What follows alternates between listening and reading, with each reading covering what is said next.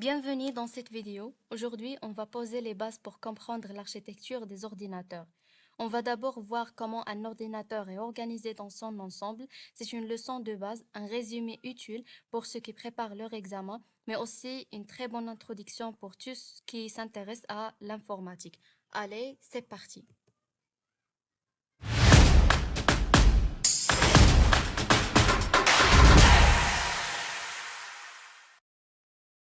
Pour bien comprendre tout ça, il faut commencer par les mots essentiels. Qu'est-ce qu'une information? Qu'est-ce qu'un traitement? C'est quoi un système informatique? Et au final, qu'est-ce que l'informatique? On va découvrir tout ça étape par étape avec des exemples simples et à la fin, vous aurez une vision claire de ce qu'est un ordinateur et comment tous ces éléments travaillent ensemble pour traiter l'information. On commence par la première notion, c'est l'information. Tout simplement, l'information, c'est un élément porteur de connaissances exprimé selon un code qui peut être traité, stocké ou communiqué. Par exemple, si je veux dire juste Maria, ça ne vous apporte pas vraiment quelque chose, mais si je dis Maria a présenté un excellent projet lors de la conférence d'aujourd'hui, là, vous comprenez quelque chose. C'est une donnée plus un sens, donc c'est une information. Parmi les caractéristiques de l'information, on peut citer que l'information peut être stockée. C'est-à-dire, on peut garder l'information quelque part pour la consulter plus tard. Par exemple, on peut utiliser un livre parce qu'un livre contient de l'information écrite ou bien un clé USB qui garde vos fichiers comme un cours, photos, vidéos, etc. Ou bien une vidéo enregistrée qui stocke une conférence. Si par exemple, je demande de me donner un exemple personnel où vous avez stocké une information, vous pouvez me dire par exemple sur votre téléphone ou bien sur un carnet ou bien sur votre ordinateur, etc. La deuxième caractéristique de l'information, c'est que l'information, c'est une donnée plus un sens. Une donnée seule, ce n'est pas une information, elle a besoin d'un contexte pour devenir utile. Par exemple, 25 c'est une donnée brute, pas étude seule, mais 25 élèves ont réussi l'examen, il s'agit de l'information. La troisième caractéristique de l'information peut être transmise. Une information peut être envoyée d'une personne à une autre ou d'un appareil à un autre. Par exemple, comme un message WhatsApp ou bien un appel téléphonique ou bien une réunion Zoom. Aussi, l'information peut être exprimée sous plusieurs formes. On peut présenter une information de plusieurs manières différentes, sous forme d'un texte, comme une recette de cuisine, ou bien une image, un son, comme une alarme qui veut prévenir d'un danger, ou bien un geste. Vous pouvez par exemple lever le pouce pour dire OK, ou bien un son, ou bien une vidéo. Pour que l'information soit comprise par tous, il faut qu'elle soit exprimée selon un code commun. C'est une règle partagée pour qu'on puisse l'interpréter correctement. Donc, on peut dire que le code est indispensable. Par exemple, le code à barres. Tout simplement, le code à barres, c'est une suite de barres noires et blanches lisibles par un scanner. Mais la question qui se pose, quel est le lien avec l'information? Tout simplement, ces barres ne veulent rien dire pour l'humain, mais elles codent une information importante, par exemple le nom du produit, le prix, la référence, etc. Donc, grâce à ce code, une machine peut lire et comprendre l'information. De la même manière, le code de la route. Ce sont des formes et couleurs de panneaux que tous les conducteurs apprennent. Mais le lien avec l'information, c'est que le panneau rouge avec un cercle signifiait une interdiction, ou bien le triangle signifiait le danger. Ces formes et les couleurs codent des messages pour alerter ou guider. Donc maintenant qu'on a compris qu'est-ce qu'une information, on va voir ce qu'on peut faire avec. Donc on peut la modifier, la trier, l'analyser, la transformer. Donc on dit alors qu'on effectue un traitement de l'information. Imaginons cette situation. Fatima a eu 17 dans un examen, Amine a eu 20, Amira a eu 12. Donc, si je vous demande quelle est la meilleure note, bien sûr, vous pouvez dire que la meilleure note, c'est 20. Maintenant, classez ces notes de plus petit au plus grand. Bien sûr, 12 après 17 après 20. Dans ce cas, vous êtes en train de traiter l'information. Vous avez pris les données, c'est-à-dire les notes, et vous les avez analysées, comparées, classées. C'est exactement ce qu'on appelle le traitement de l'information. Prenons maintenant un autre exemple. Voilà l'équation de premier degré. 3x plus 3 égale 0. Si je vous demande de me donner la réponse, quelle est la valeur de x à la fin? Tout d'abord, vous mettez les inconnus dans une côté, les connus dans une autre côté. Donc, 3x égale moins 3, le x égale moins 3 sur 3. Alors, à la fin, le x égale moins 1. Le résultat, c'est x égale moins 1. Dans ce cas, tu viens de traiter une information mathématique, tu es parti d'une équation et tu as obtenu une information finale.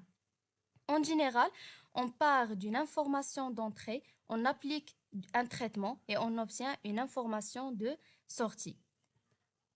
Tout simplement, le traitement, c'est effectuer un changement sur une information pour obtenir une nouvelle information appelée le résultat. Le traitement transforme une information initiale en une information finale. On a vu que l'information peut être traitée, mais qui fait ce traitement dans notre monde d'aujourd'hui? Bien sûr, on va parler de système informatique. Le système informatique est un système qui permet de traiter automatiquement l'information et il est composé de deux parties principales. Le hardware, c'est la partie matérielle et le software, c'est la partie logicielle. On commence par le hardware. Le hardware, c'est la partie visible, c'est-à-dire c'est la partie matérielle. C'est tout ce qu'on peut toucher. L'unité centrale, processeur, mémoire, carte mère, etc. Ou bien les périphériques comme clavier, souris, écran, imprimante, etc. C'est un peu comme le corps d'un humain. Sans le corps, rien ne fonctionne. Le software, c'est la partie invisible, c'est de la logique. Ce sont tous les programmes et applications qui donnent des ordres au matériel, par exemple le système d'exploitation comme Windows, Linux, etc. Ou bien les logiciels comme Word, Navigateur, les jeux, etc. C'est comme l'intelligence ou l'esprit, c'est lui qui dit au corps quoi faire. Donc, le système informatique, c'est comme un humain. Le hardware, c'est son corps, c'est-à-dire les mains, les yeux, les bouches, etc. Le software, c'est son cerveau, comme les idées, les décisions et les ordres. Attention, un système informatique, ce n'est pas juste un ordinateur de bureau. Il y en a partout autour de nous et vous les utilisez tous les jours sans même y penser. Comme un téléphone qui contient un processeur, écran, capteur, système, traite l'information, messages, appels, les applications, ou bien un robot qui contient des capteurs, des moteurs, processeurs, il analyse et agit et prend des décisions ou bien drone qui contient des capteurs, caméras, un logiciel de pilotage, il traite les données pour voler, ou bien les voitures modernes qui contiennent un GPS, tableau de bord, freinage intelligent, elle traite des informations et réagit. Tous ces objets sont des systèmes informatiques parce qu'ils possèdent du matériel, hardware et du logiciel, le software, et qu'ils sont capables de recevoir, traiter et produire de l'information automatiquement. On a vu que le système informatique traite l'information de manière automatique, mais la question qui se pose, comment l'ordinateur comprend-il cette information? Quand on donne un texte, une vidéo, une image à l'ordinateur, il ne comprend ni les lettres, ni les sons, ni les couleurs comme nous. Alors comment-il les comprend?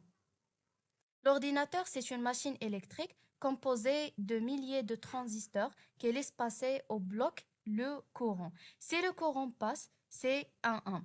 Si le courant ne passe pas, c'est un 0. Donc, la seule manière pour un ordinateur de comprendre une information, c'est de la traduire en une suite de 0 et de 1. C'est ce qu'on appelle le système binaire. Le système binaire, c'est un langage de base de l'ordinateur. Il utilise seulement deux chiffres 0 et 1. Voici maintenant quelques exemples d'informations que nous connaissons en tant qu'êtres humains et comment elles sont traduites en langage binaire pour être comprises et traitées par un ordinateur. Par exemple, la lettre A que nous voyons et écrivons est codée dans l'ordinateur sous la forme 01000001. Le chiffre 5, lui aussi, a une représentation binaire 00001001 et même une couleur comme un pixel rouge affiché à l'écran est représentée en binaire par ce nombre-là. Cela correspond aux trois composantes rouge, vert, bleu et si le rouge est activé à 100% et les deux autres sont à zéro. Ces exemples montrent que Peu importe le type d'information, texte, chiffre ou image, l'ordinateur la représente toujours en utilisant uniquement des 0 et des 1 grâce au système binaire. Pour représenter les informations, on utilise ce qu'on appelle des systèmes de numération. Chaque système utilise un certain nombre de symboles pour écrire des nombres ou coder les données. Comme le système décimal est celui que nous utilisons tous les jours, il est basé sur des chiffres de 0 à 9. Par exemple, le nombre 347. Il existe aussi le système octal qui est basé sur 8 chiffres de 0 à 7. Il est parfois utilisé pour simplifier l'écriture binaire. Par exemple, le binaire de 1, 0, 1, 1, 1, 0 devient 56 en octal. Aussi, le système hexadécimal qui utilise 16 symboles, les chiffres de 0 à 9, puis les lettres de A à F. C'est très utile pour représenter facilement de longues valeurs binaires. Par exemple, le binaire de 1, 1, 1, 1, 1, 1 devient FF en hexadécimal. Enfin, le système binaire est celui utilisé par les ordinateurs. Il ne contient que deux chiffres, 0 et 1. Chaque donnée dans un ordinateur est codée avec ces deux états. Par exemple, le nombre 5 en binaire s'écrit 1, 0, 1. Maintenant, nous avons arrivé à la définition de l'informatique. L'informatique est la science qui s'occupe du traitement automatique de l'information à l'aide des machines comme les ordinateurs. L'informatique est composée de deux mots. Si on rassemble l'information et automatique, on obtient le mot informatique. Les domaines d'utilisation de l'information, on commence par le domaine d'éducation. L'informatique est utilisée pour apprendre et enseigner. Grâce à l'informatique, les élèves peuvent apprendre à distance, regarder des vidéos éducatives et faire des exercices en ligne. Même les professeurs créent des cours interactifs. Aussi, dans le domaine de médecine, l'informatique aide à soigner et à surveiller les patients. Dans les hôpitaux, les ordinateurs permettent de suivre l'état de santé des malades, faire des radios et même utiliser des robots pour certaines opérations. Aussi, dans le domaine de l'industrie, il permet de contrôler les machines et la production. Les usines utilisent l'informatique pour faire fonctionner les machines automatiquement, plus vite et sans erreur. On appelle ça l'automatisation. Même dans le domaine de communication, l'informatique facilite la communication partout dans le monde. Grâce à l'Internet, on peut parler, écrire, faire des visioconférences et rester connecté avec des gens même très loin. Dans le domaine de commerce, elle aide à vendre, acheter et gérer les entreprises. Aujourd'hui, beaucoup de magasins sont en ligne. Les entreprises utilisent des logiciels pour gérer les stocks, les ventes et les clients. Aussi, on peut utiliser l'informatique pour le divertissement. Elle est utilisée dans les jeux, les films et la musique. Les jeux vidéo, les effets spéciaux dans les films ou même les chansons qu'on écoute tous les jours. Tout cela passe par l'informatique. Avant de parler de l'architecture de base d'un ordinateur, il est essentiel de commencer par une question simple mais très importante. C'est quoi un ordinateur? L'ordinateur, c'est bien plus qu'un objet qu'on utilise tous les jours. C'est une machine électronique, automatique et surtout programmable. Cela veut dire qu'il peut recevoir des instructions, les exécuter toute seule et traiter des informations rapidement et avec précision. Maintenant, regardons quelques types d'ordinateurs que vous connaissez sûrement. Il y a l'ordinateur de bureau, souvent utilisé à la maison ou au bureau. L'ordinateur portable plus léger qu'on peut transporter partout, le PC gamer qui a une puissance spéciale pour les jeux vidéo. Il y a aussi des ordinateurs intégrés dans des objets qu'on ne remarque pas toujours, comme les robots, les voitures intelligentes ou même les téléphones. Maintenant que nous avons compris ce qui est un ordinateur et vu quelques exemples, il est le temps de découvrir ce qui l'entoure. En fait, un ordinateur seul ne suffit pas pour qu'il puisse communiquer avec nous et fonctionner efficacement. Il a besoin d'autres éléments qu'on appelle les périphériques. Alors, c'est quoi un périphérique? Ce sont tout simplement des composants externes connectés à l'ordinateur. Leur rôle est d'échanger les informations avec l'unité centrale. Certains périphériques envoient des informations à l'ordinateur, d'autres reçoivent les résultats et certains font les deux. Il existe quatre grandes familles de périphériques. Les périphériques d'entrée, les périphériques de sortie, les périphériques de communication et les périphériques de stockage. Les périphériques d'entrée, elles permettent d'envoyer des informations vers l'ordinateur, par exemple le clavier, la souris, le microphone ou encore une caméra, etc. Les périphériques de sortie, elles servent à recevoir les résultats venant de l'ordinateur, comme l'écran, l'imprimante, vidéoprojecteur, haut-parleur, etc. Les périphériques de communication, cela permet d'échanger des données dans les deux sens entre l'ordinateur et d'autres machines ou réseaux. Par exemple, un modem, un routeur, une connexion Wi-Fi ou un câble réseau. Et enfin, les périphériques de stockage, elles servent à enregistrer et conserver des données, par exemple une clé USB, un disque dur externe, une carte mémoire ou un CD, etc. Tous ces périphériques sont essentiels pour faire fonctionner un ordinateur dans la vie de tous les jours. Sans eux, il serait comme un cerveau sans yeux, sans oreilles et sans bouche pour répondre.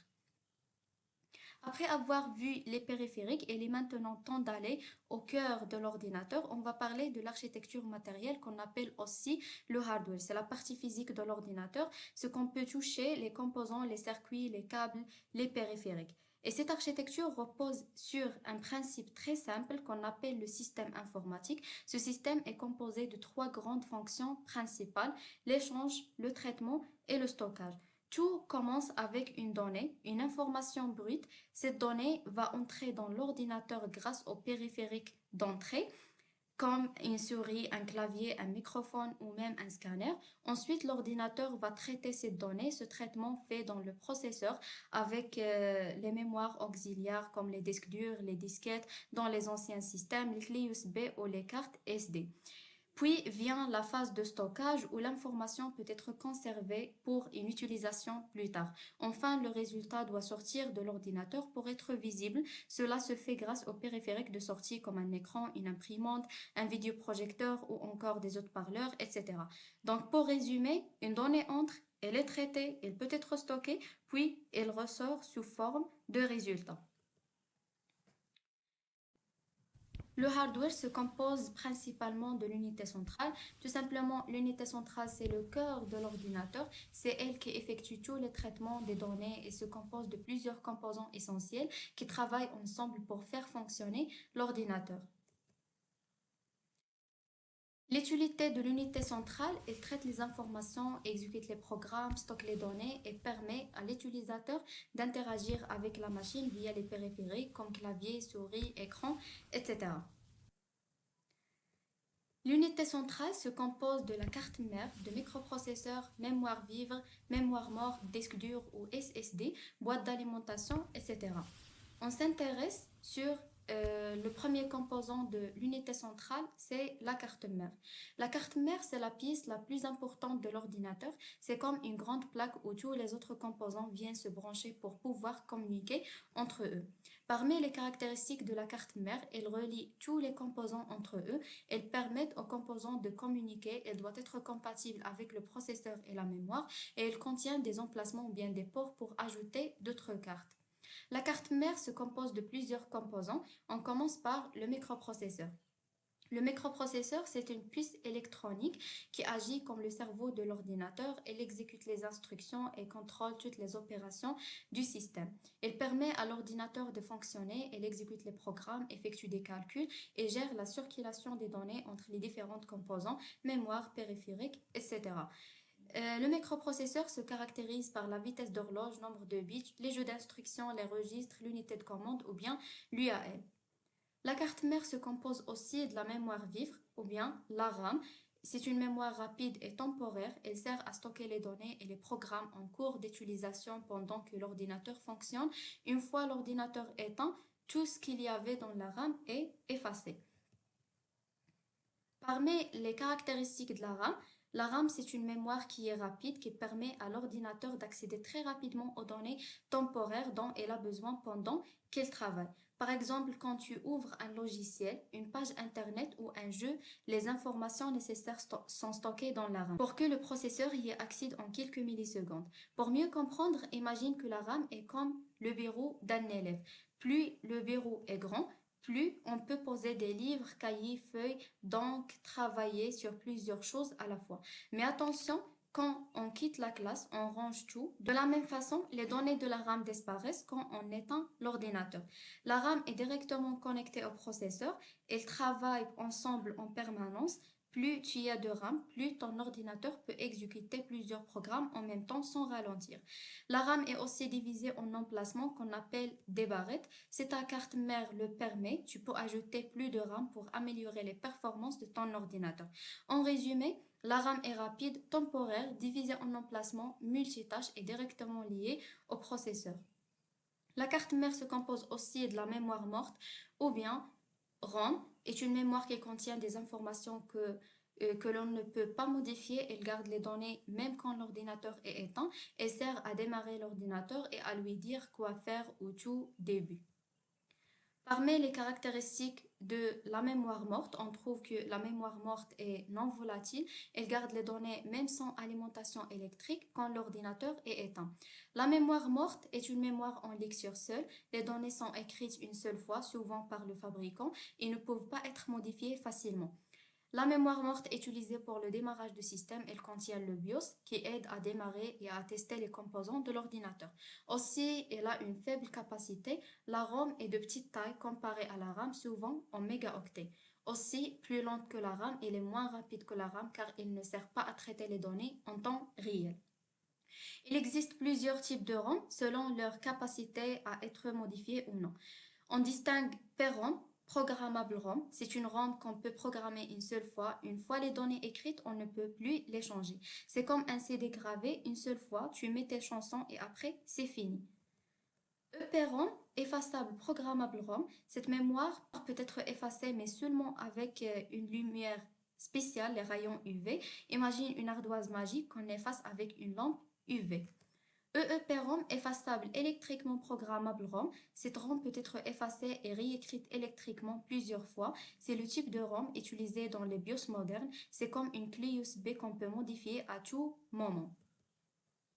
La carte mère se compose aussi de la carte réseau ou bien la carte d'interface réseau est un composant de l'ordinateur qui permet à l'ordinateur de se connecter à un réseau comme Internet ou un réseau local LAN. Parmi ces fonctions, elle permet d'envoyer et recevoir les données. Elle permet à l'ordinateur d'échanger des informations avec d'autres ordinateurs ou serveurs.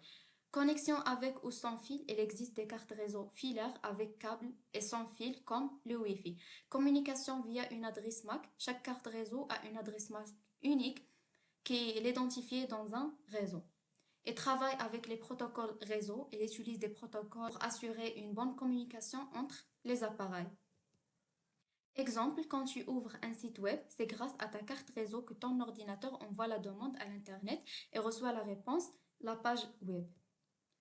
La carte mère se compose aussi de la carte graphique. La carte graphique ou bien la carte vidéo est un composant de l'ordinateur chargé d'afficher les images, les vidéos, les animations et tout ce qui apparaît à l'écran. Elle transforme les données en images visibles sur ton écran. Parmi ces fonctions, elle affiche les images à l'écran, elle dessine tout ce que tu vois, fenêtres, vidéos, jeux, icônes, etc. Améliore les performances graphiques, elle rend les jeux plus fluides, les vidéos plus nettes et les animations plus rapides. Libérer le processeur principal, elle prend en charge le travail graphique pour que le microprocesseur puisse se concentrer sur d'autres tâches. Il existe deux types de la carte graphique. Carte graphique intégrée dans la carte mère ou le processeur, elle est moins puissante. Carte graphique dédiée, une vraie carte indépendante, plus puissante, souvent dans les ordinateurs gamers ou pour la 3D.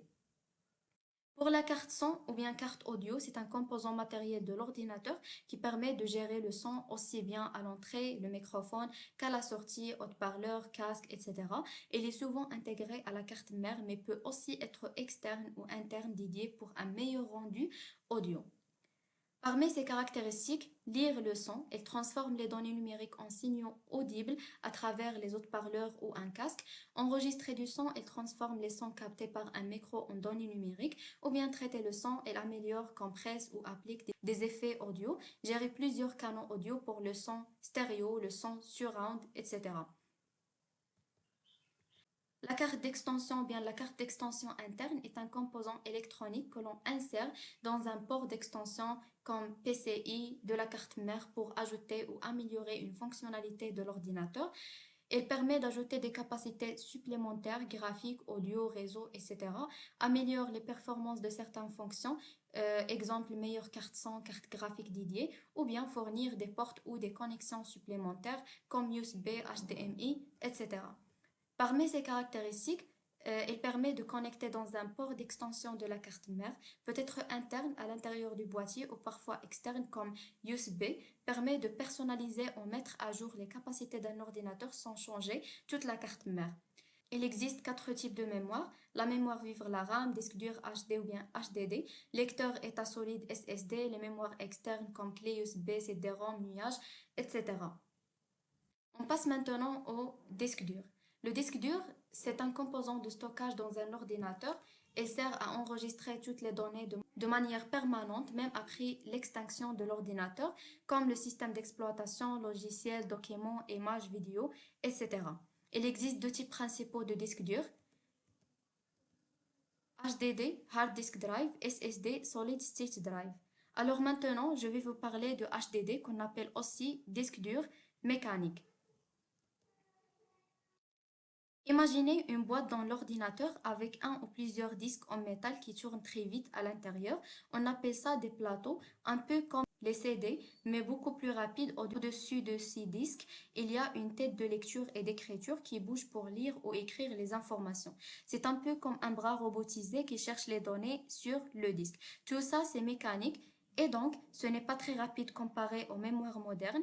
Ça peut faire un petit bruit comme un clic-clic quand ça travaille. Et si on le fait tomber, ça peut l'abîmer car il est sensible au choc. Par contre, le HDD a aussi de gros avantages. Il peut stocker beaucoup de données comme 1 teraoctet, 2 teraoctets, même plus. Il est moins cher que les SSD. C'est parfait pour les archives, les vidéos, les gros fichiers ou les bases de données. Alors, comment on calcule la capacité totale d'un disque dur? Si simple, il suffit d'appliquer une formule logique. La capacité est égale le nombre de têtes fois le nombre de cylindres fois le nombre de secteurs fois la taille d'un bloc en octets.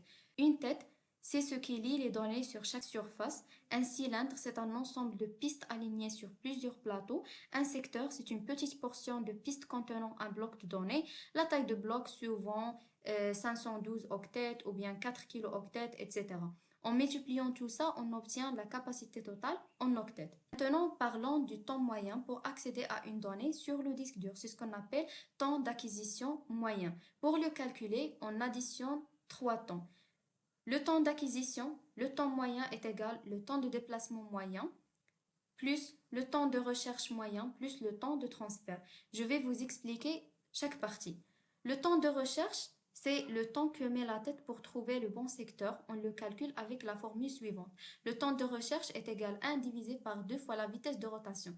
Par exemple, si la vitesse de rotation est de 7200 tours par minute, on remplace dans la formule et on trouve 1 divisé par 2 fois 7200 qui est égal à 1 divisé par 14400 minutes. Et ensuite, on convertit en millisecondes et on trouve le résultat. Le temps de transfert, c'est le temps qu'il faut pour lire ou écrire un secteur. La formule est le temps de transfert qui est égal à 1 divisé par le nombre de secteurs fois la vitesse de rotation, plus il y a de secteurs, plus le disque dur lit petit à petit, donc le transfert est plus lent. Maintenant que vous connaissez le disque dur mécanique, parlons de son cousin plus moderne, le SSD ou Solid State Drive qu'on appelle aussi disque électronique. Contrairement au HDD, le SSD n'a aucune pièce qui bouge à l'intérieur. Elle est composée de puces électroniques comme une mémoire flash, un peu comme une grosse clé USB. Résultat, elle est très rapide parce qu'il n'a pas besoin de bouger pour lire ou écrire, il est silencieux, aucun bruit, il est plus résistant au choc puisqu'il n'y a rien qui tourne dedans. Sa vitesse est impressionnante, il peut ouvrir le système d'exploitation ou lancer un logiciel en quelques secondes. Par contre, le prix est plus élevé que le HDD, sa capacité est souvent plus petite, on trouve souvent 256 gigaoctets ou bien 512 gigaoctets ou bien 1 teraoctet, etc. Sa durée de vie est bonne, mais elle dépend du nombre d'écritures qu'on fait dessus. Du coup, on utilise souvent le SSD pour installer le système d'exploitation, les logiciels importants ou les programmes légers pour que tout soit rapide et fluide. En résumé, Le SSD, c'est comme une Formule 1, rapide, silencieuse, mais un peu chère. Le HDD, c'est comme un camion, plus lent, mais il peut transporter beaucoup plus de données. Donc, si tu veux beaucoup d'espace pas trop cher, le HDD est un bon choix. Mais si tu veux vitesse, silence et solidité, il faudra regarder du côté du SSD. On passe à la boîte d'alimentation qui est un composant essentiel de l'unité centrale. C'est lui qui joue le rôle de centrale électrique de l'ordinateur. Il reçoit le courant électrique de la prise secteur et le transforme en différentes tensions nécessaires pour alimenter en toute sécurité les composantes internes de l'ordinateur. Aussi, ventilation, bien système de ventilation. Le ventilateur est un composant essentiel pour garantir le bon refroidissement de l'ordinateur. Il permet de maintenir une température stable à l'intérieur de l'unité centrale en évitant la surchauffe des composants. Sa fonction, elle permet d'évacuer l'air chaud produit par les différents composants, comme le processeur, la carte graphique ou l'alimentation. Elle fait circuler de l'air frais à l'intérieur du boîtier pour maintenir une température correcte. Elle prolonge la durée de vie des composants internes en les gardant dans de bonnes conditions thermiques. Lecteur et graveur CD-DVD. C'est un ancien composant de l'ordinateur qui permet de lire ou graver, enregistrer des données sur des disques CD ou DVD. Parmi ses fonctions, lire des fichiers à partir d'un CD ou d'un DVD, installer des programmes à partir des disques physiques, graver des fichiers, c'est-à-dire enregistrer des données, des vidéos ou de la musique sur un disque. Le lecteur CD-DVD, il lit seulement les CD ou DVD. Tu peux regarder un film, écouter de la musique ou lire un fichier depuis un CD ou un DVD. Il ne peut pas modifier ou ajouter des données. Par contre, le graveur CD-DVD, il peut lire comme un lecteur classique, mais aussi écrire, c'est-à-dire graver les données sur un CD ou un DVD. Tu peux enregistrer des fichiers, graver un film, créer un CD audio, etc. Il a donc une fonction en plus, c'est l'écriture. Et voilà, on arrive à la fin de notre vidéo sur l'architecture matérielle des ordinateurs. Aujourd'hui, on a découvert comment l'ordinateur fonctionne de l'intérieur, ses composants, sa mémoire, ses périphériques. Maintenant, vous avez une meilleure idée de ce qu'il y a vraiment dans la machine qu'on utilise tous les jours. Dans la prochaine vidéo, on va continuer notre exploration du système informatique, mais cette fois-ci, on passera à une autre dimension. Le software, c'est-à-dire la partie logicielle, on verra comment les programmes, les systèmes d'exploitation et les applications travaillent main dans la main avec le matériel pour faire fonctionner l'ordinateur. Et avant de se quitter, un grand merci à tous celles et ceux qui sont restés jusqu'à la fin. Je suis vraiment fière de vous, de votre curiosité et de votre motivation. Continuez à vous poser plein de questions, à être passionné, à vouloir comprendre encore plus. C'est comme ça qu'on remplit la tête et le cœur. Si cette vidéo vous a plu, likez, partagez, abonnez-vous et surtout, vous êtes toujours les bienvenus sur Schematech, la chaîne qui rend l'informatique claire, cool et créative. À très bientôt pour la suite.